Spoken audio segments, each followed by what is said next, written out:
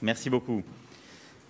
J'ai réaffirmé, président Porochenko, ma volonté, comme je l'avais d'ailleurs dit dès notre conversation téléphonique et comme je l'ai dit plusieurs fois publiquement, ma volonté de poursuivre le processus de Minsk et de pouvoir tenir avant le G20, et c'est aussi le souhait de la chancelière, un échange nourri dans le format dit Normandie. Nous sommes d'ailleurs en train de finaliser l'organisation de celui-ci, avec la présence, en tout cas pour un temps de cette discussion, de l'OSCE.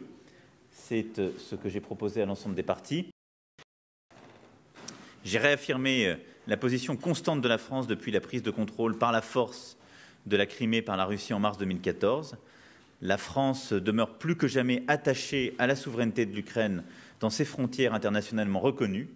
Et comme ses partenaires de l'Union européenne, elle ne reconnaîtra pas l'annexion de la Crimée.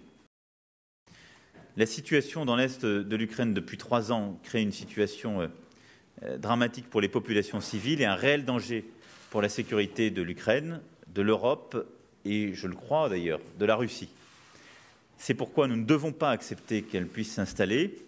Et la volonté qui est la mienne, et nous en avons longuement parlé, c'est de pouvoir, lors de notre prochain échange en format Normandie, mettre sur la table une série de conditions nouvelles pour, de part et d'autre, faire mouvement et essayer de trouver une solution concrète de sortie de crise. La France reste profondément engagée aux côtés de l'Allemagne pour permettre aux partis de progresser dans la mise en œuvre de ces accords.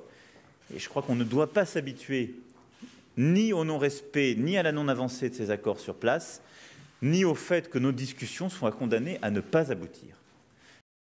Et donc, la dynamique dans laquelle je m'inscris, c'est bien celle du processus de Minsk, mais c'est aussi d'avoir un format de discussion efficace pour que l'ensemble des parties prenantes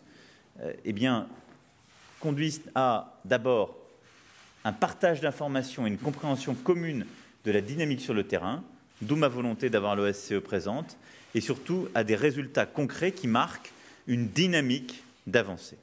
C'est ce que j'avais dit il y a plusieurs semaines au président Poutine, c'est ce dont nous sommes convenus aujourd'hui avec le président Porochenko, et c'est ce que, dans les prochains jours et prochaines semaines, nous allons nous employer à faire de manière très étroite avec la chancelière Merkel.